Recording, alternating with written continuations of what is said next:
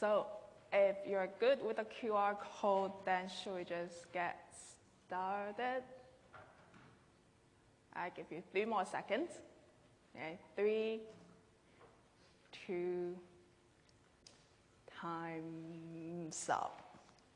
Okay, so let's do a few quick revision questions before we wrap up on selection on observables today, and hopefully we can start on at least finishing like 4 or 5 slides on the very last set of the lecture slides, which is on difference and differences.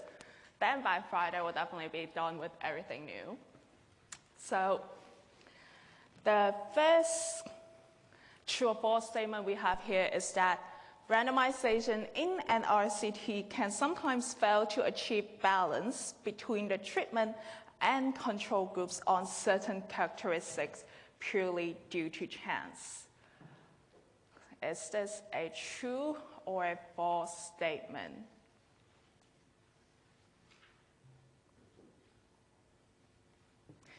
Now, this is indeed a true statement. Okay, nothing wrong with that. It doesn't mean that randomization fails. It's just that, you know, when you randomly pick someone, it could be that you're very unlucky and you just happen to have a randomized sample that it's not representative, but that happens purely due to chance.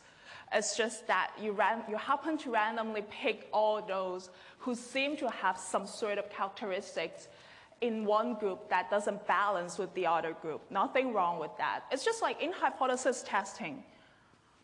You could be unlucky and happen to draw a sample which leads you to fail to reject the null hypothesis, where we actually should reject the null hypothesis. And this is just due to random chance, okay? So this is true. Even with perfect randomization, you could happen to have an unbalance in terms of the characteristics between the treatment and the control group, okay? So this is a true statement. Now the next one. Regression analysis in an RCT setting always requires control variables to adjust for potential confounders. This should be quite simple, directly relate to what we were discussing last week. So is this true or false? Okay, this is actually a false statement. Think about what actually is an RCT, what is the benefit of running an RCT, and why RCT is called a gold standard. By randomization, we theoretically balance all characteristics, regardless of its observable or non-observable, between treatment and control group. Therefore, there's no need to control for control variables, confounders.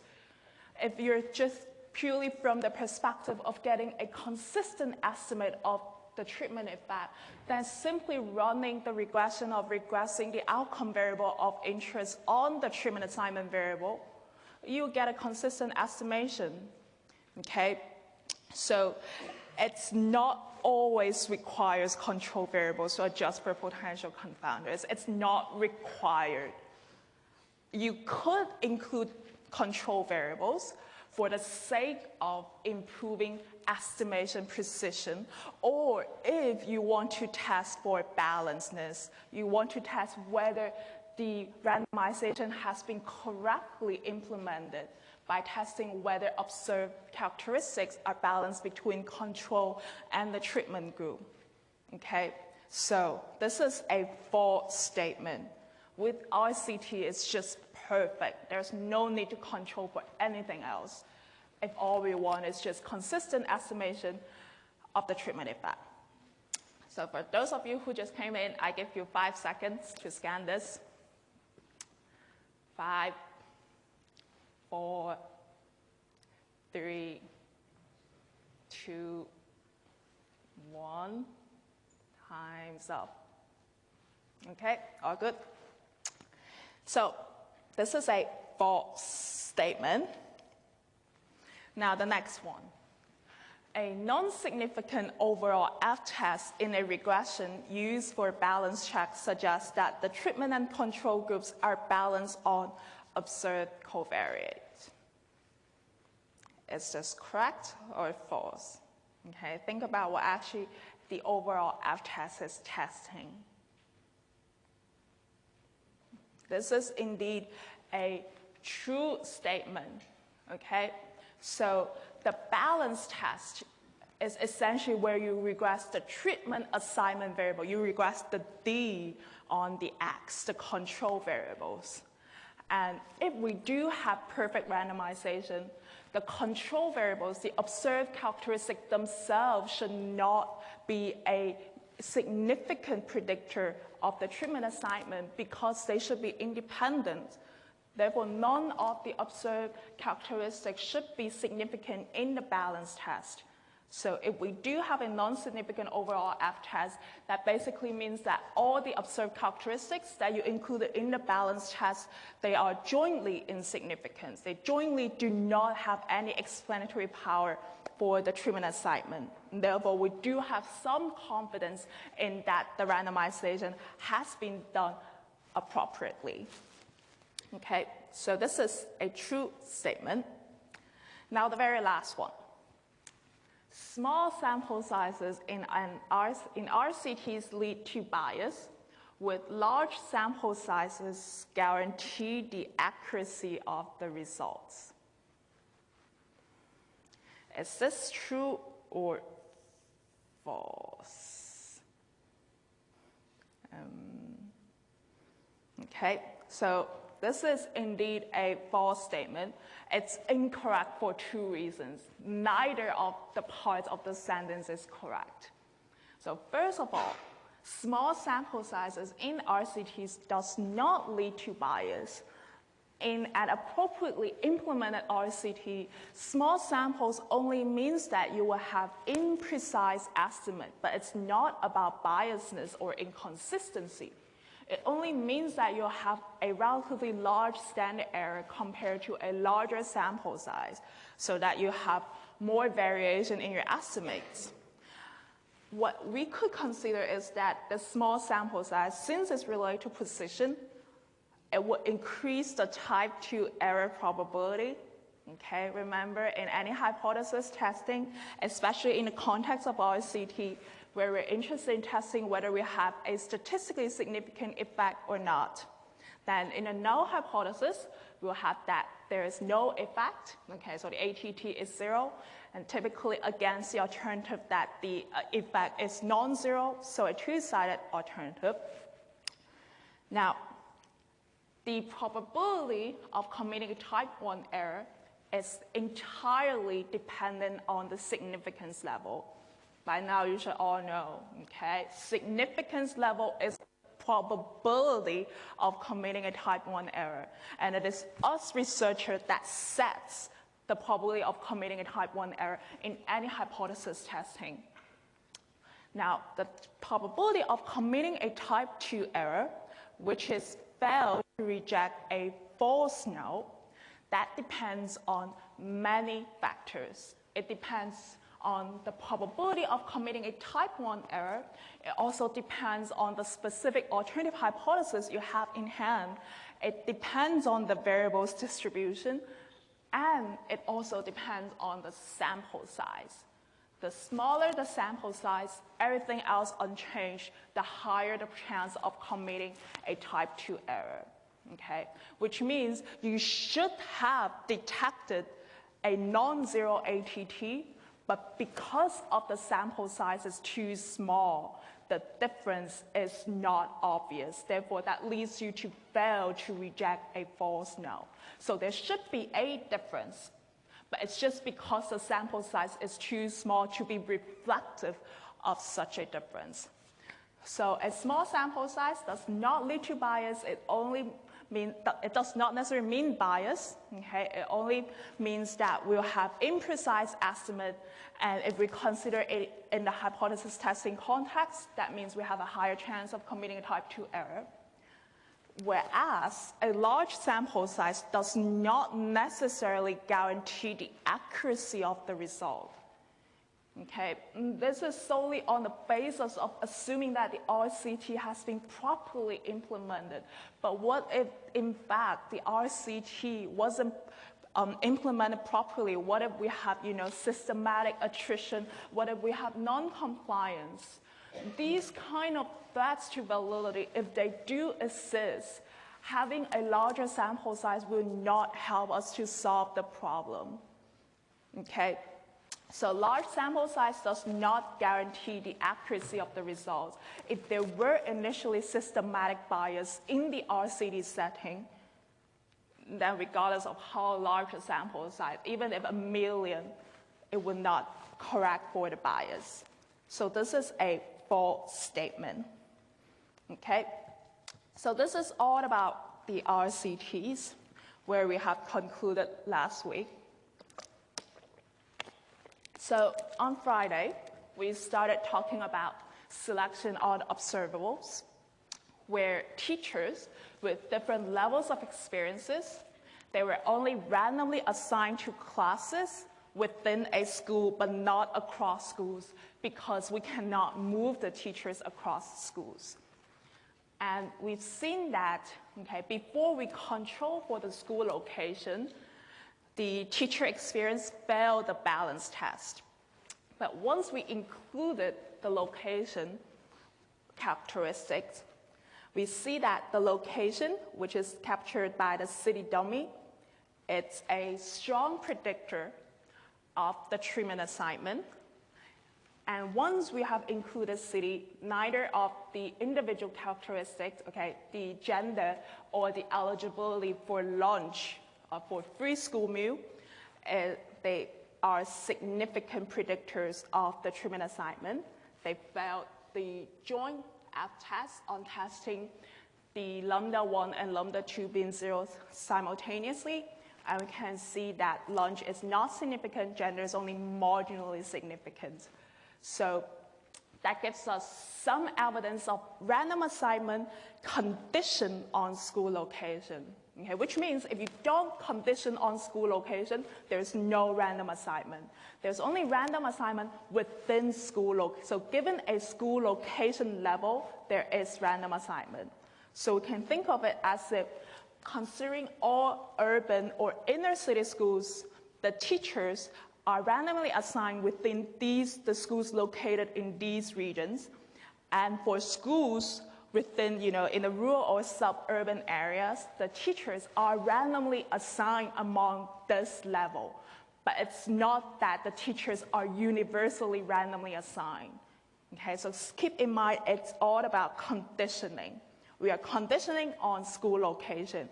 In a more general setting, we are conditioning on some observed characteristics, which is why it says selection on observables. So coming back to a more general theory related to selection on observables. So the identification approach here is that we try to mimic the strength of RCT. If we don't have universal randomization, at best, we hope that within some subgroups or some subcategories, we'll have randomization. So we mimic the randomization within some subgroups defined by the values or the levels of some observed characteristics X. And typically, this X can be a single factor. It could be just a school location. Or if you think about a job training program example, that could be, say, for example, education level. Okay, or this could be a composite index of multiple variables. So we just, calculate or define an index of multiple different observed characteristics and make it into one variable. And the key identification assumption behind selection on observable is that we have conditional independence. So it's conditioning on the observed characteristic. The potential outcomes are independent of the treatment assignment. But remember, without the conditioning, we do not have independence because we don't have universal random assignment. We only have conditional random assignment. Therefore, that gives us conditional independence. And given conditional independence, That means once we have control for X, knowing the treatment assignment or knowing the potential outcomes doesn't tell us anything useful about the other one. Therefore, we'll have a similar version of conditional mean independence.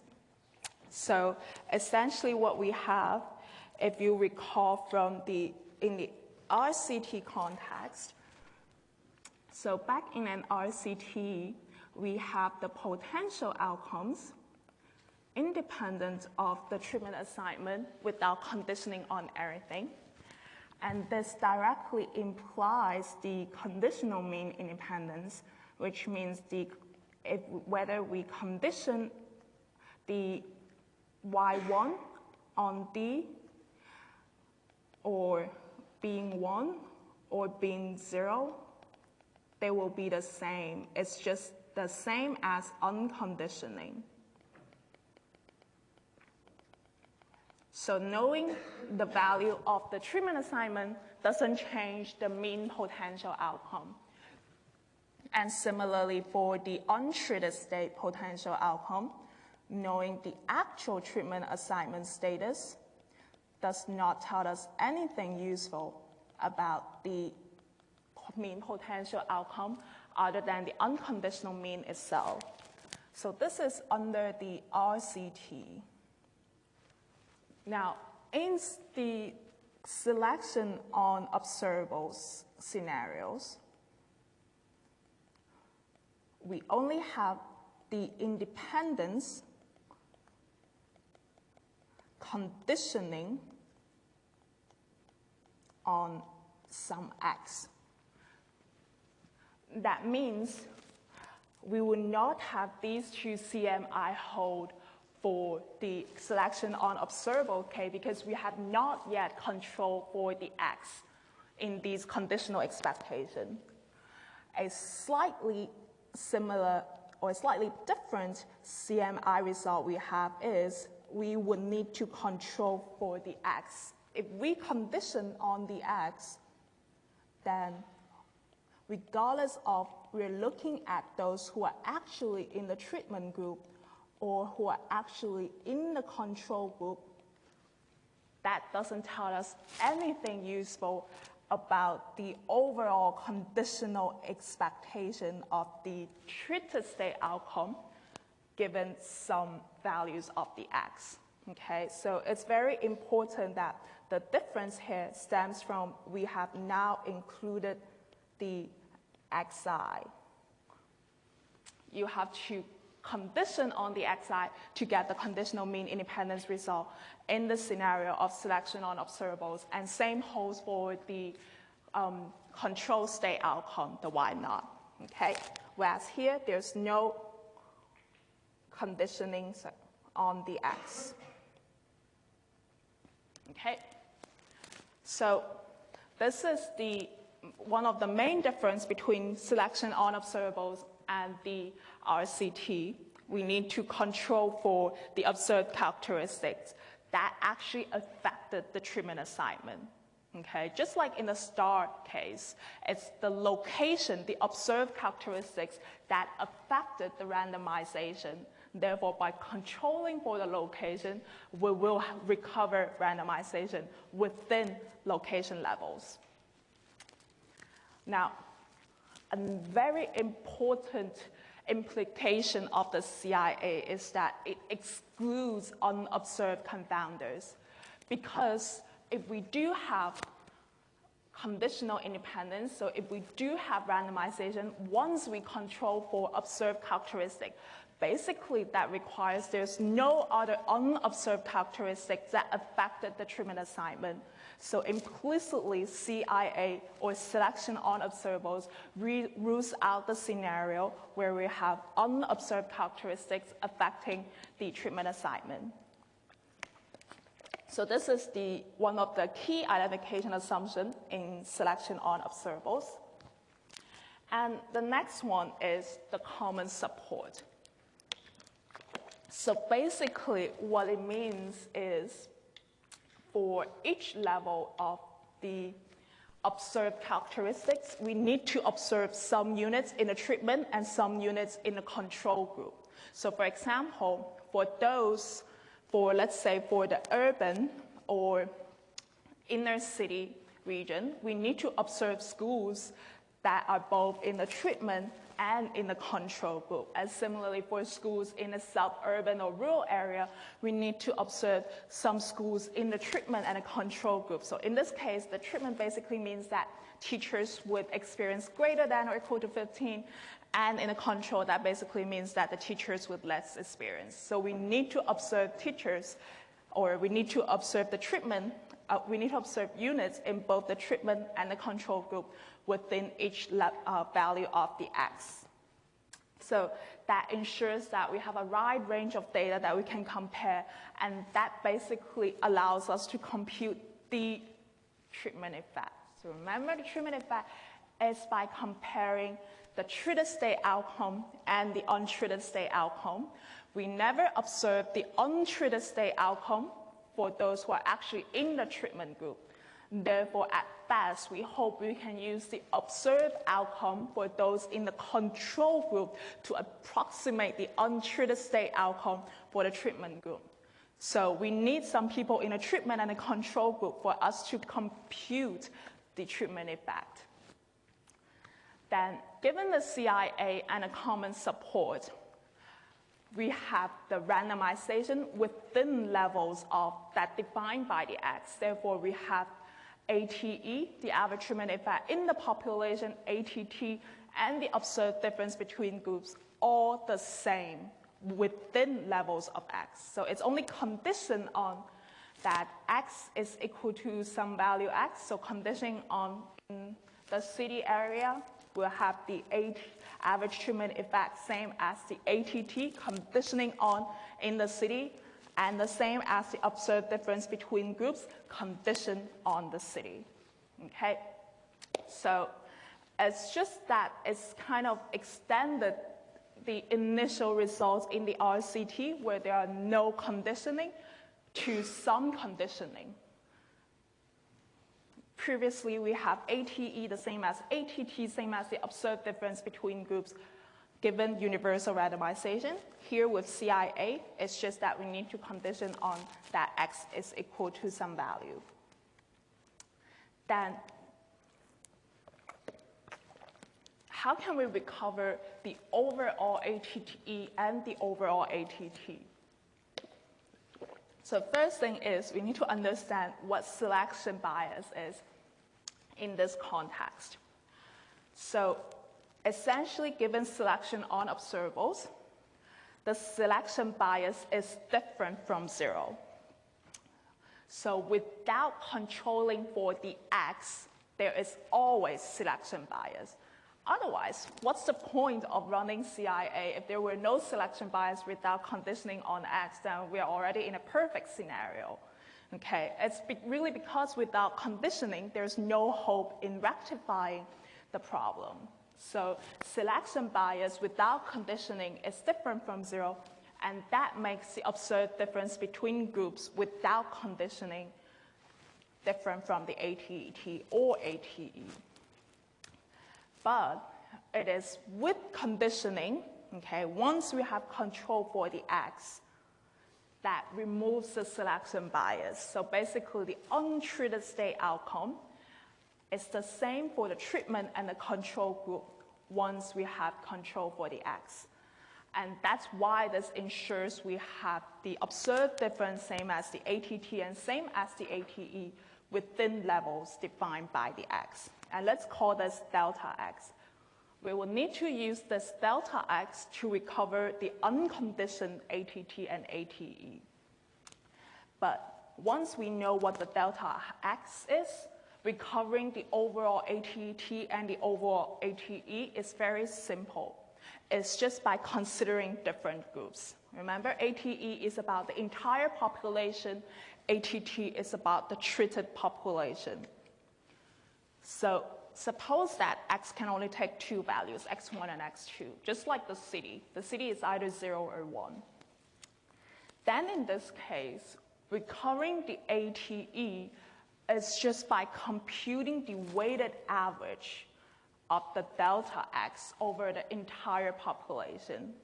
Okay, so given that x can take only two values, x1 and x2, that means we can have two values of delta, which is delta x1 and delta x2.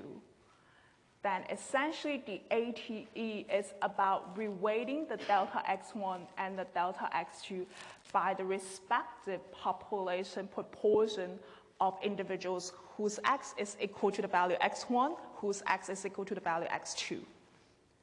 And ATT can be computed very similarly. It's just that the weighted average is only over the treated population.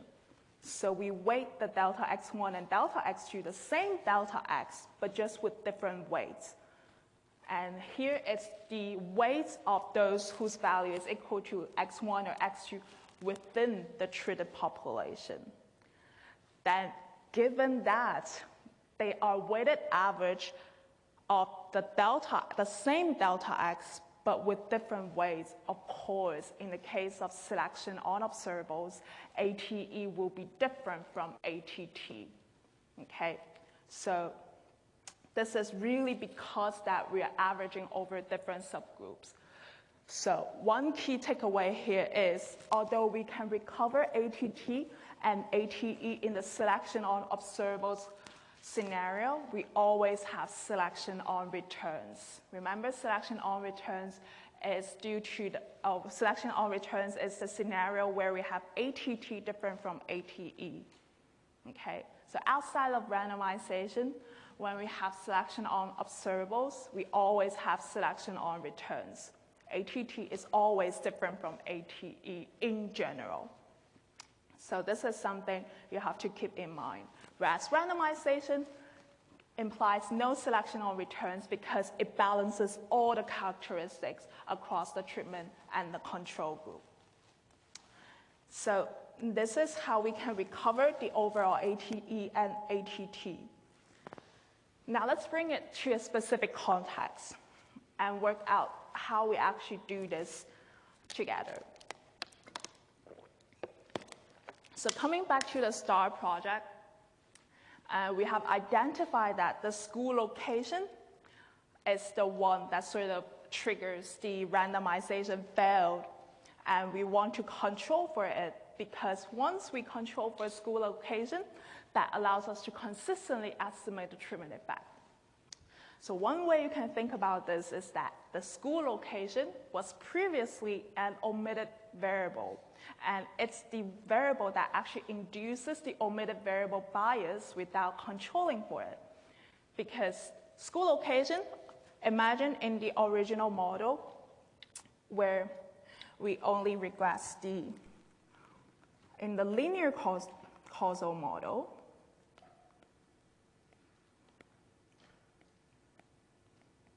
where we have regressed where we have that y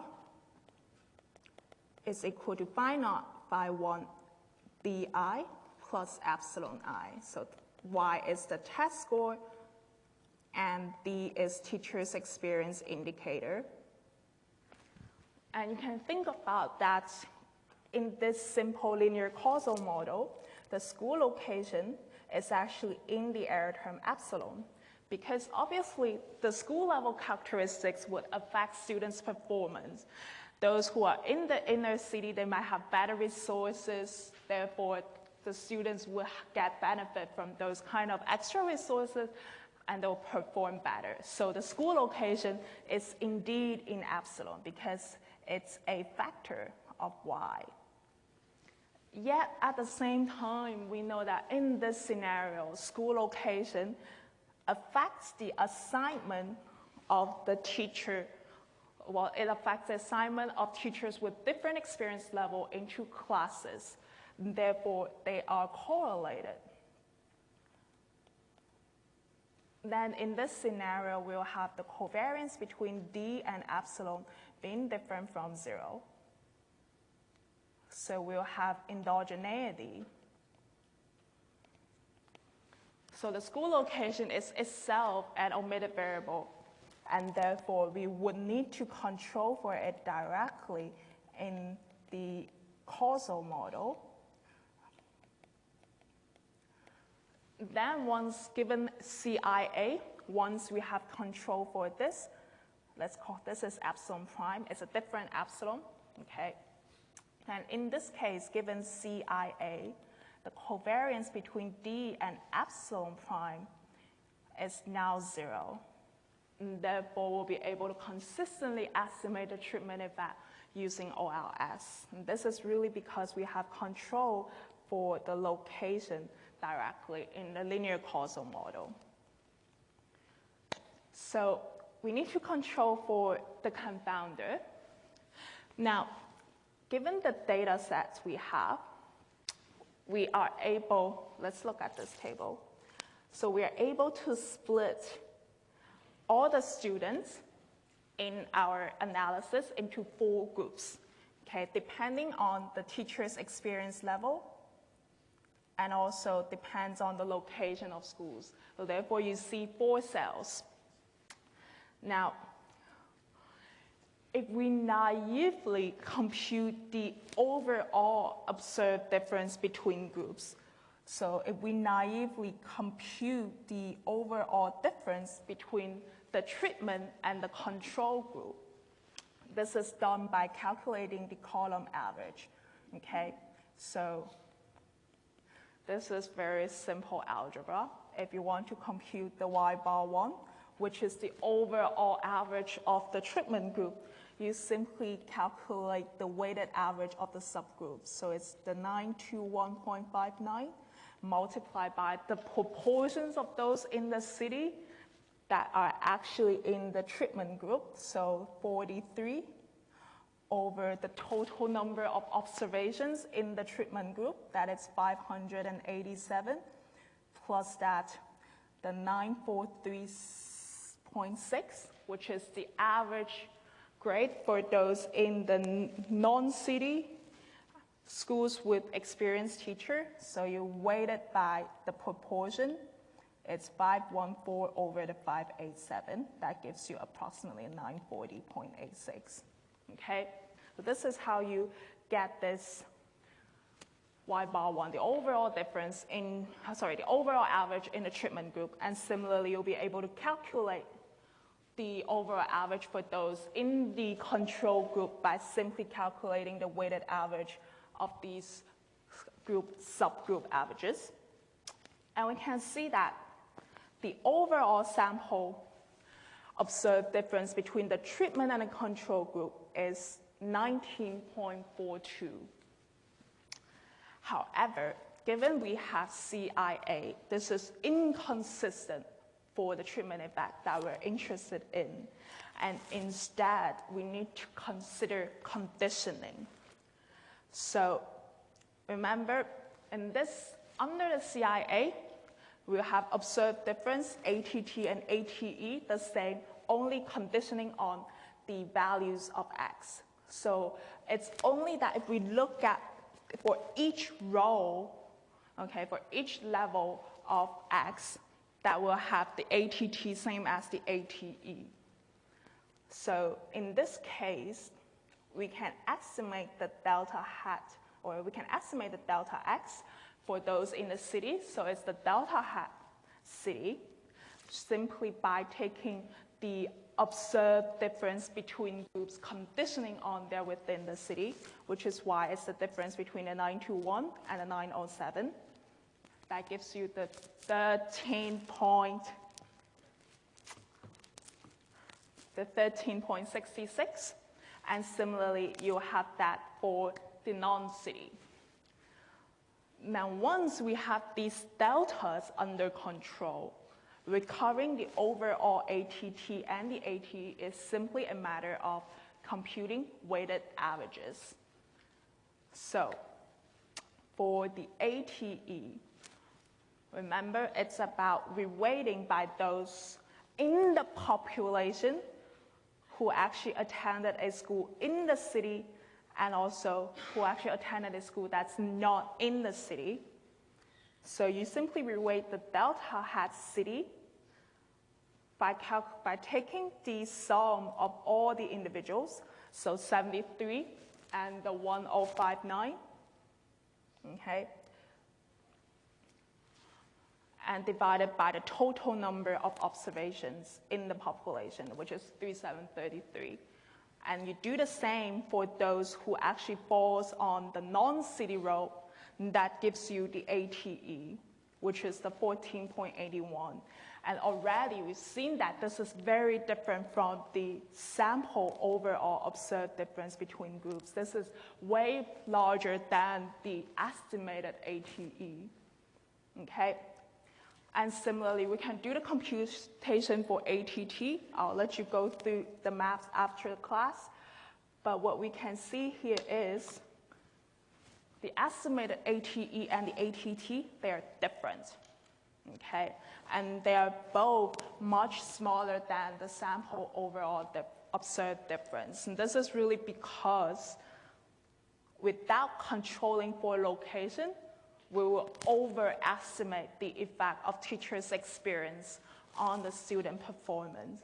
So given CIA, you should always control for the observed characteristics. So go through the slides in detail after class. Make sure that you're happy with the calculation, okay? So how does this relate to the regression analysis? And just now we've said that we should include city in the causal model to avoid omitted variable bias. So previously, we've seen that this is, if we just regress the performance on experience, that is just 19.43, which is exactly the same as the overall difference between groups that we calculated on the previous slide. Okay, remember beta 1 in the simple linear regression, it always gives you the observed difference between groups. But once we have control for teachers' experience, once we have control for location, immediately it falls to 15.08. Okay, so basically, this further confirms that previously we don't have random assignment. Because if it were randomly assigned, then controlling for location or not should not change our estimate too much, as previously we've seen in a small class size example. Okay, in a small class size example, once we've included the gender and the eligibility for free school meals into the model equation, it didn't really change our estimate on this class size too much. So there, that sort of confirms we have randomization in that scenario. But here, the substantial change sort of tells us that initially the treatment assignment was not random. And of course, we could consider including gender here to improve precision, but not for the consideration of consistent estimation. Controlling for city it's sufficient for consistent estimation of the treatment effect. Okay, so on the previous slide, we've seen that the estimated ATT is 15.1, the ATE were 14.81. And here we see that the estimated beta hat 1, which consistently estimates the phi 1, is 15.08. So is this phi 1 ATE or ATT? Because originally in the RCT scenario, phi 1 is actually the same as ATE and ATT. Could we still have the equivalence under selection on observables? We already know that ATE is different from ATT in this case, so phi 1 can only be the same as ATE or the same as ATT. However, it's not equal to any of them, okay? So the reason here is I'm not expecting you to memorize the expression, but I'm just giving you the expression here to show you that they are different. So the phi, the ATE, the ATT, they're all weighted averages of the delta x. But we can see that they all use different weights. Therefore, in the case where we have selection on observables, regression use a different weights compared to ATT and ATE. Therefore, regression estimates a distinct form of causal effect. It's still some causal effect, but it's just a different weighted average causal effect. that is different from the ATT or ATE. Okay? So this is the regression under CIA. Then the very final slide for, hold on. I'm not going to go through the slides. This is the very final one, just about some consideration for selection on observables. I will go through some of this when I talk about the selection on unobservables. My goal is I'll finish at least 4 slides within the next 6 minutes. Okay? So, remember in the CIA, a very important thing is, or one implicit assumption is, there's no unobserved confounders. But how can we really trust or believe that, or is it realistic to believe that there's no unobserved confounders? Right? Because unobserved confounders is never measurable, and we can never test for these assumptions. So that means if the treatment and the control group really differs in observed characteristics, there's no hope we can consistently estimate the treatment effect under the CIA using the selection on observables approach, because even if we control for everything we can, given what we could get data on the observed characteristics, we cannot handle the non-observed one. So if we do have, or if we do suspect that we have selection on unobservables, typically there are some common ways to address this, and we will focus on the first one, difference in differences. Regression discontinuity design is also a very interesting method. If you do choose maybe advanced, micro, or whatever in your year 3, you might be able to see this. The third one, IV, we already seen it in topic 3. Okay, so the key difference between DID, the difference in differences, and the other two is that it sort of exploits another dimension of the data. So in order to use DID, we need to have not only a cross-sectional dimension, but also a time dimension. And we hope that by exploiting this extra dimension, we'll be able to control for unobserved characteristics. And the simplest form of DID basically uses the simplest form of panel data. So panel data has not only the cross-sectional units, but they follow the cross-sectional units over time. So the simplest form of panel data has 2 time periods, but many observations. So one of the motivating examples of the DID really comes from the Card paper on minimum wages and employment. So there, the purpose was to estimate or evaluate the effect of minimum wage increase on employment rate. And typically, this is very hard to sort of evaluate by running an RCT, and at best, we can only rely on observational studies or observational data. So here, the focus is on fast food industry, fast food restaurants, so the I's are restaurants in New Jersey.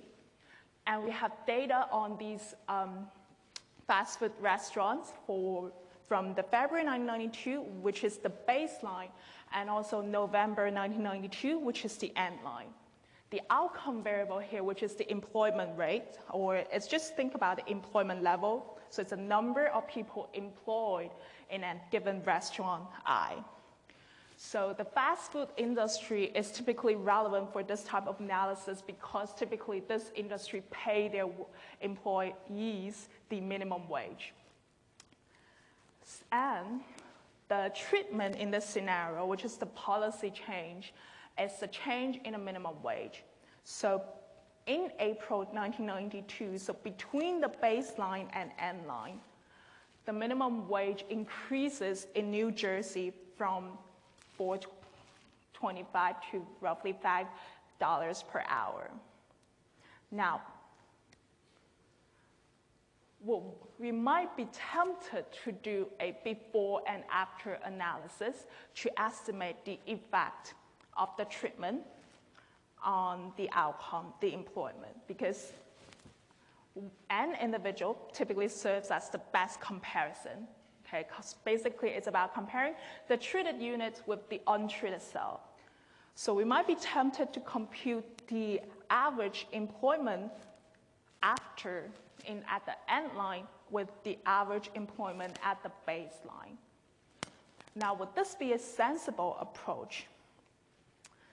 Because there is a complication here is, given that there is a time dimension, it's very stringent to assume that only the minimum wage changed over time, because a lot of other things could change between February and November.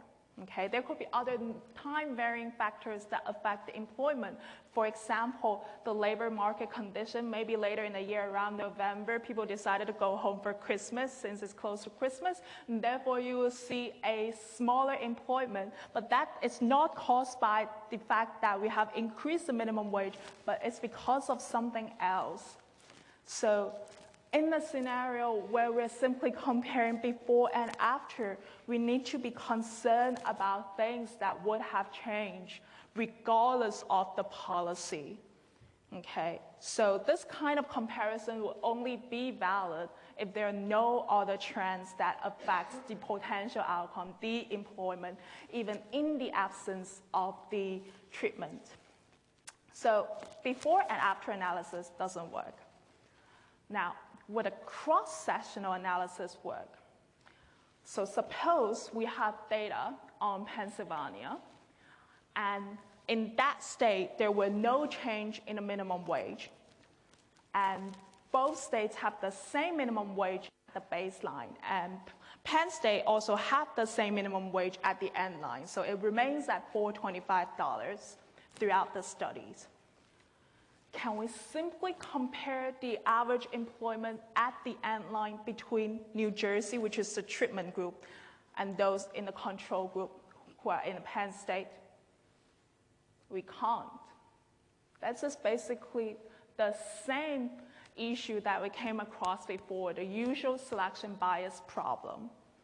And there are potential differences, systematic differences between Penn State and New Jersey. It could be that inherently one state just has more demand for fast food, and therefore simply comparing the cross-sectional difference will not reflect the effect of the minimum wage increase.